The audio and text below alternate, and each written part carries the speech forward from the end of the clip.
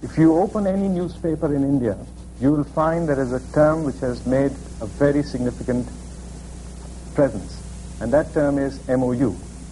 Now, often you find that the term is not fully defined or not fully specified. You are expected to know what MOU stands for. It is an important government initiative. It is a policy towards public enterprises. In fact, if you ask public enterprises, there are two kinds of public enterprises: the MOU public enterprises, the non-MOU public enterprises. In fact, it's become a symbol of prestige. MOU has acquired tremendous significance of late. MOU stands for Memoranda of Understanding. It is not a new concept, either in India or abroad. In India, this is our third year with the same policy. Abroad, of course, it's been there for a very long time, starting some 20 years back in France with a report by one Mr. Simon Nora. The concept has essentially remained the same. Wide varieties of the concept can be found in different countries. The concept in its philosophy is about the same. That suggests that perhaps the concept is sound.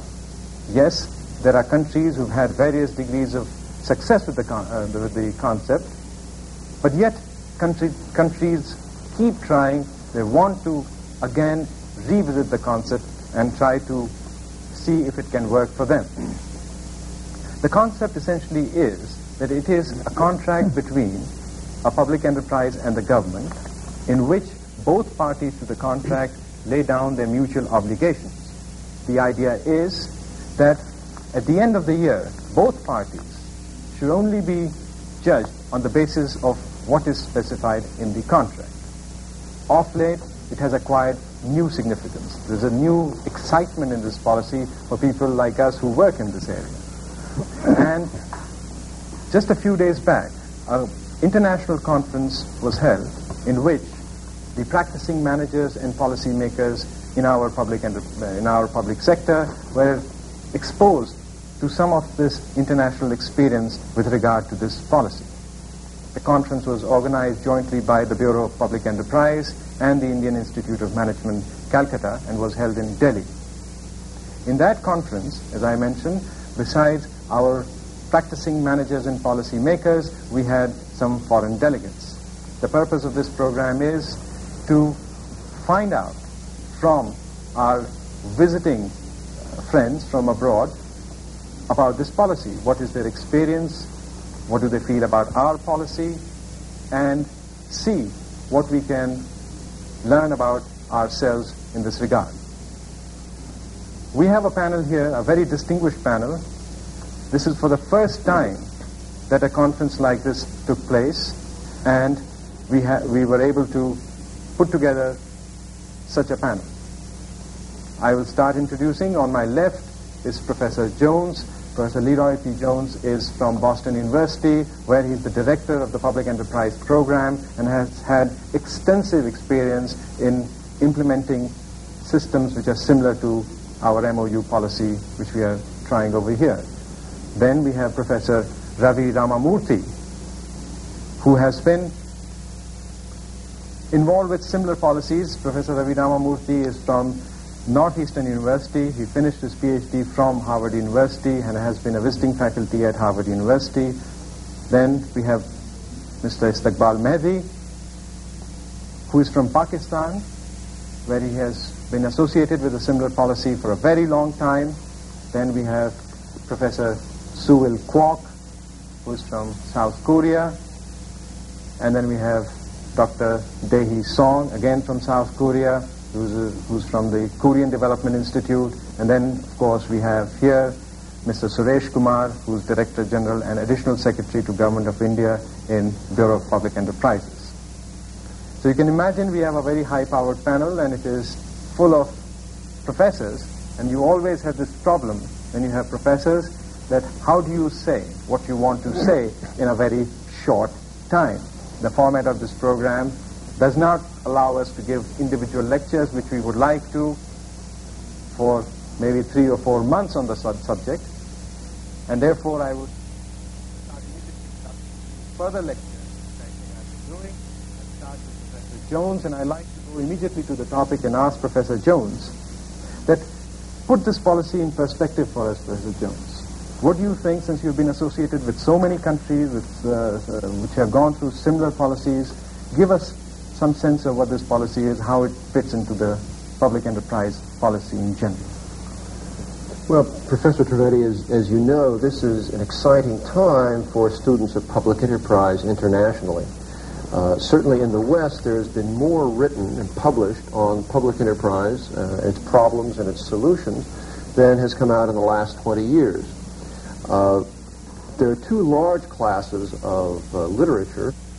Both are responses to a general perception in many countries that the public enterprise sector is not performing up to the standards with which it was originally established. In some sense, failing in its duty to contribute to the national welfare. And there's two general classes of response to that. One, which is perhaps the most dominant in the literature, is the idea of privatization or sale of the public enterprise. The other class of response is the one which is represented by the MOU strategy and by the strategies the other countries represented here will be talking about, which is to find a way of improving the performance of the existing public enterprises, bringing them to a standard of performance which was the hope at their inception. Some countries, of course, are pursuing both strategies, but I think it's useful to think of these two polar strategies as ways of dealing with the problem. As you said initially, the performance improvement based upon a management by objectives philosophy is what we're dealing with here. The idea is to trade off between increased response-making managers increasingly responsible for the results of their operation in return for increasing autonomy in pursuing those results. And there's therefore a two-part contract. There's a delegation, an agreement by the government and the enterprise that these are the particular, specific, clear, precise, quantifiable, measurable goals which the enterprise will pursue in a particular year. And it's worth reflecting on why that's so important. The private enterprise has a very clear objective. They know what they're supposed to do, which is to make profit. Now or in the future, it's very clear. On the public enterprise, on the other hand, they're supposed to do this good thing and that's a good thing, and pretty soon you have a long list of good things they should do, and they end up pursuing no objective.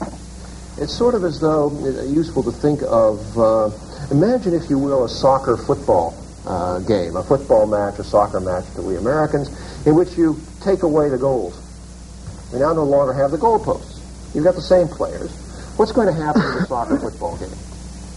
Well, initially people will play very much the same way, but there'll be no penalty for showboating, for showing off and showing off your own individual skills. There'll be no return to teamwork. There'll be not much return to working very hard in practice, because you really have no way of saying, I can still say I'm a better team than you. We have no score to know. We don't know who's a better team at the end. What's going to happen to that particular league? Well, in many cases, your better players are in a league in pursuit of another league where they can show what their skills are. There are going to be a general decline in the quality of play. So I think the same thing happens whether it's university professors who are not evaluated by their students. The quality of teaching goes down. University professors who write articles which are not reviewed by their peers, the quality of those articles goes down. So there's a general principle of any goal-directed human activity which depends upon a measurement of performance in order to motivate the performers to excel. And so the first pillar of the new policy is one of clearly specifying goals, agreeing at the beginning of the year on what the goals are for the enterprise. The government and the enterprise says, this is what I want you to do this year, and then the second pillar is to leave them free to do that in the course of the year. So the second major component of the new philosophy is to delegate, agree for the government to delegate certain additional responsibilities to the enterprise in the course of the year. So there's an agreement, as you said originally, a memorandum of understanding with obligations on both parts. And the countries represented here have had some experience with implementing various variants of that strategy. Thank you, Professor Jones. That was excellent. Now we know at least why we do what we do as far as MOU and similar policies are concerned. Let me go immediately to the country experience, and there Professor Kwok, who's from Seoul National University, a prestigious university in South Korea.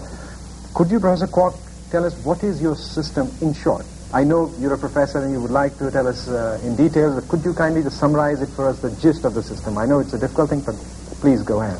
Yes, what you are calling here Memorandum of Understanding is what we call the Public Enterprise Performance Evaluation System. The system started in 1983 when the Korean government enacted a new law called the Government Invest Enterprise Management Act.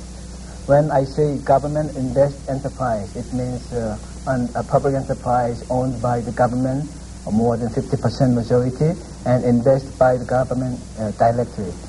And we started this performance evaluation system on the base of this law. So it is the performance evaluation system is compulsory and mandatory.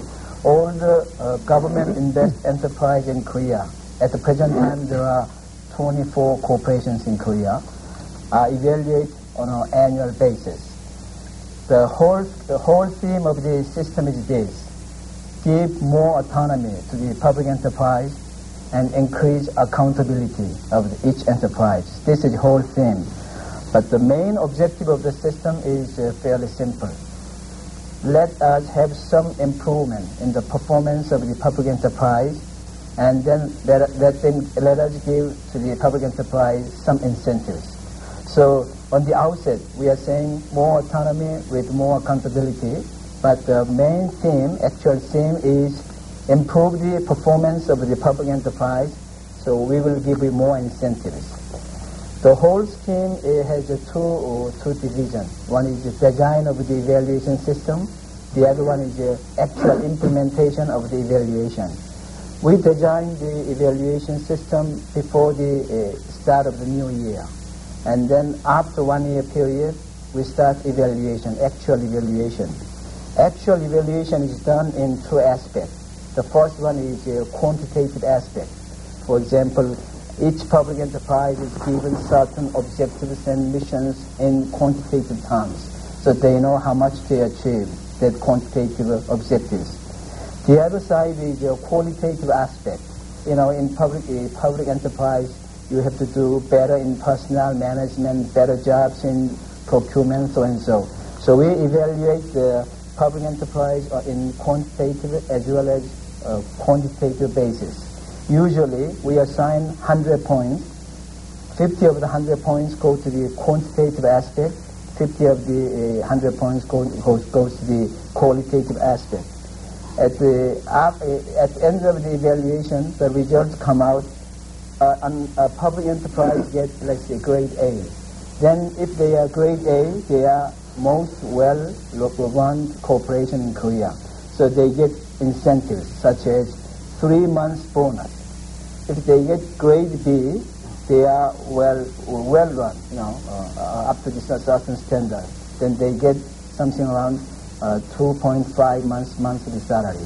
So if they get, let's say, E grade, then they get only 1.5 months, or what we call 150% bonus.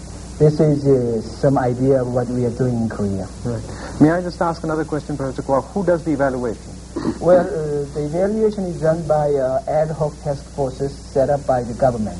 And that ad hoc task forces consist of about 20 professors and 15 chartered accountants in Korea. So those chartered accountants conduct quantitative evaluation, and 20 professors conduct the qualitative evaluation.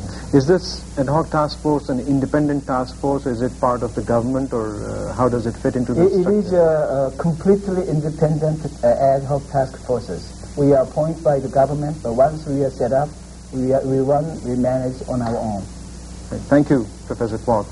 Well, I would like to now turn to Mr. Istiqbal Mehdi, who's from Pakistan, and try to sort of see how is your system different from the Korean system, and what are the essential features of your system, Mr. Mehdi? So this is a very interesting element that we have tried to achieve the same objective of improving the operational efficiency of public enterprises. but the route which we have taken in Pakistan is slightly different. And the basic features of the system which we have set up is that at the beginning of the year, we are setting up and negotiating targets with the chief executive of our public enterprise managers.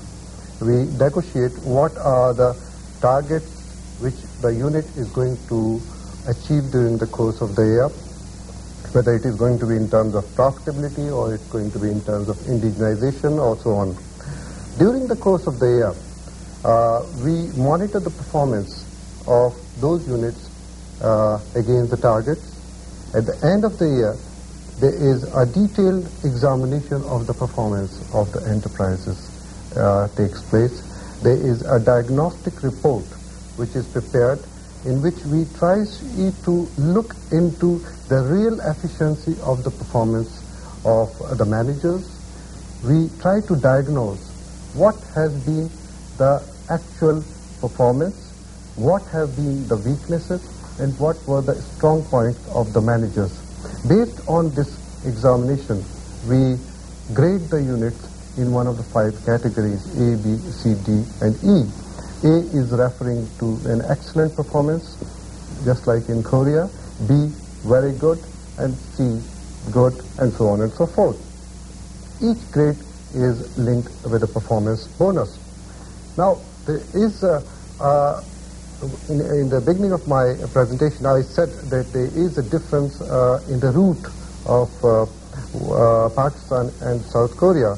The route is essentially that we are negotiating the targets with the enterprises with the assistance of a professional body which is called Expert Advisory Cell, which is a semi-autonomous body linked with the Ministry of Production.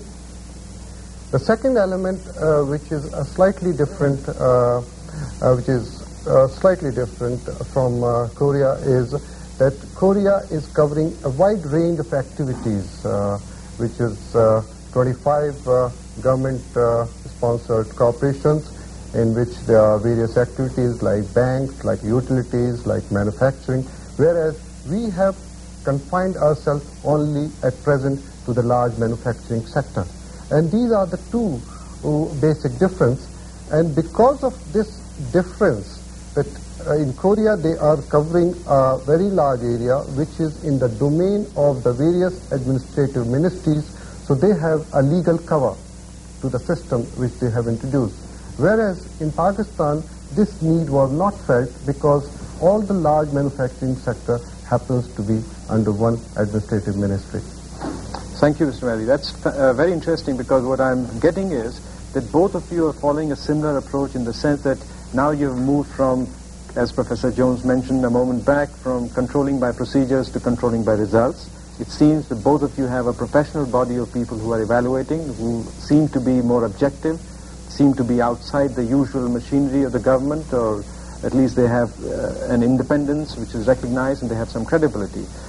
And so while you have some similar features, yet you have your own distinctive things which have worked in your two countries. Now that brings me immediately to Mr. Kumar, who is, as you know, as I mentioned earlier, in charge of this policy here in India. And Mr. Kumar, if I may ask you, so what has been our experience? I mean, how do you relate to what our friends from the other places have said? Well, Praja, as you mentioned right in the beginning, the Indian experience really started about 2 years ago.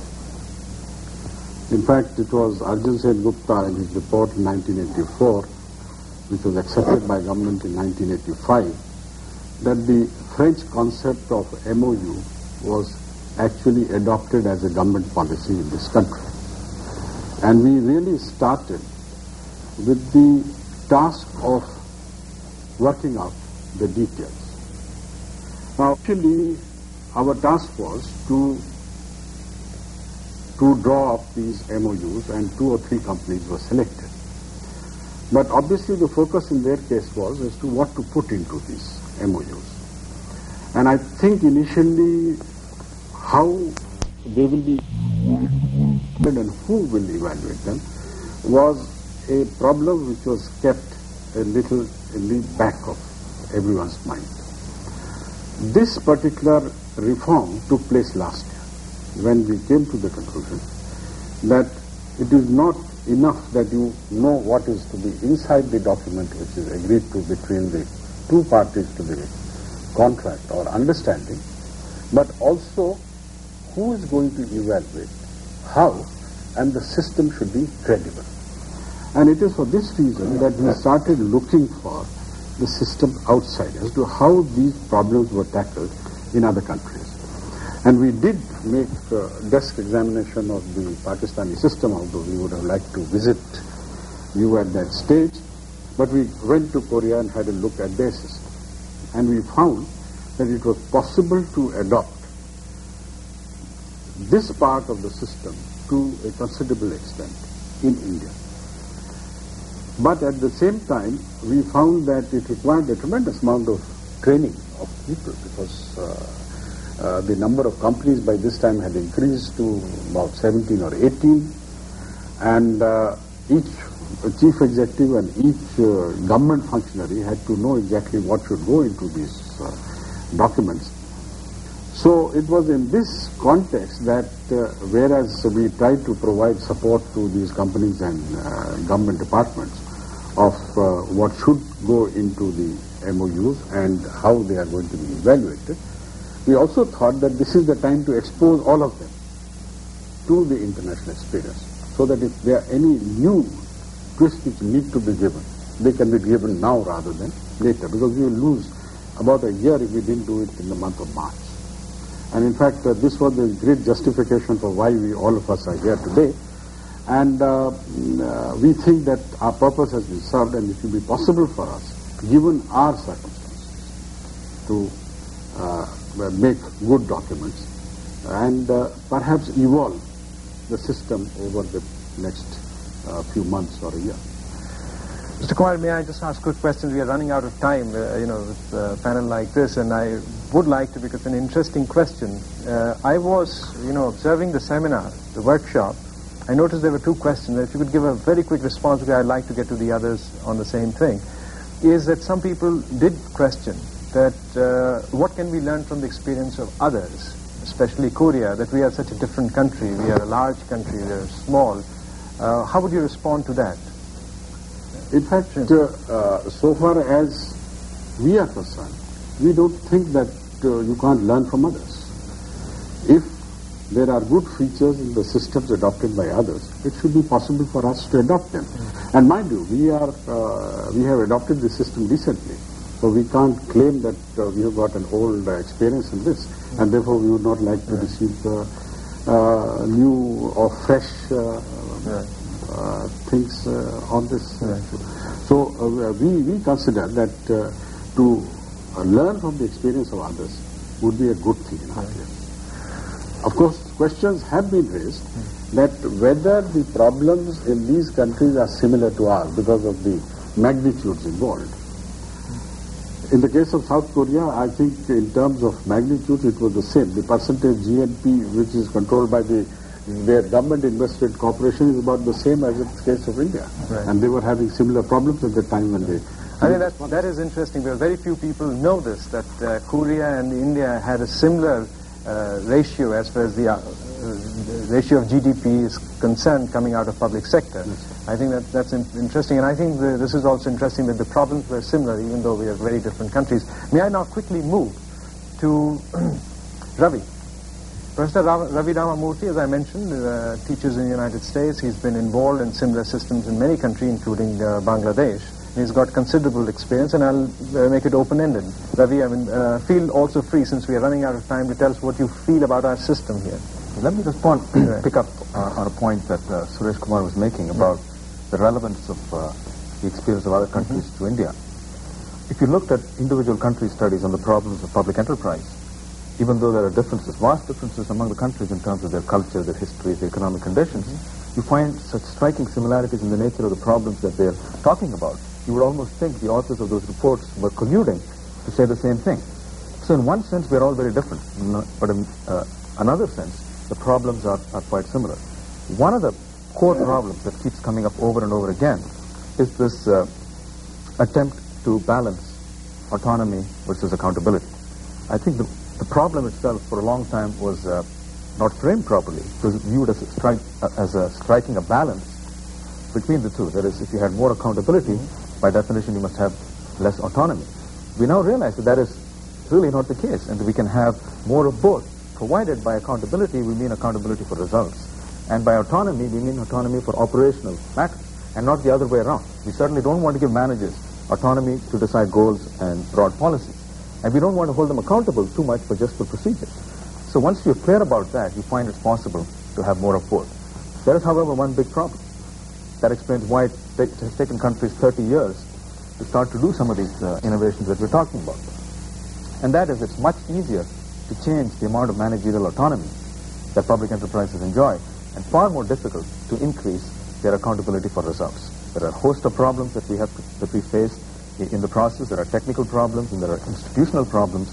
One of the key institutional problems I will mention is the problem of asymmetry in expertise and information between the government and the enterprises. And it's interesting that in all of the countries attempting to solve this problem, that is one of the things they're most concerned about. How can we build, on the part of the government, the expertise to conduct this so that we can actually hold them accountable for results?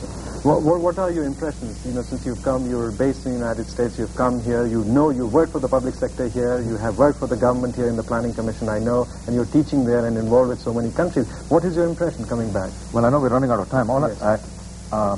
I used to work in the public sector about 15 years ago, soon after I got my MBA. And and since then I've been following events in the public sector in India and in other countries. I think this is perhaps one of the most significant developments that I have seen taking place in the management of the Indian public sector. We've gone beyond the point of rhetoric, beyond the point of non-solutions, such as blaming managers for the problem, or blaming politicians for the problem, or simply trying to reorganize everybody and hope that somehow the problems will get solved. We're trying to do something that's innovative, constructive, creative, and we're building on the experience of other countries. It is in this manner that the private sector develop new management systems and tools for managing new management problems. The public sector has a different kind of problem. We can't take any solutions in the private sector and just transplant it to the public sector. We need to experiment. Countries are starting to do it, and I'm extremely hopeful and optimistic about where this is going to lead us. Well, thank you very much. That makes us feel real good. But before we run out of time totally, we've said it several times, I would like to ask Dr. Dehi Song, who's a researcher, who does research on this, who has provided the intellectual foundation for the Korean system, to tell us briefly, and this has to be brief, that what has been the result of the system in Korea? Well, the impact of Korean performance evaluation system could be explained in three different ways. First, the number of deficit-making public enterprise has been decreased substantially. Before the system introduced, about 20% of Korean public enterprise generate deficit, become a burden to the country. But after we introduced the performance evaluation system, 3 years later, none of the Korean public enterprise generate deficit. All make profit. And second, the cost of production has been substantially decreased. We checked since we introduced the system, each year the reduction of the cost. We found about 5% of the cost has been reduced. It's amount to about $1 billion per each year. And thirdly, public opinion has been changed, positively changed. In the past, the public opinion appeared in the newspaper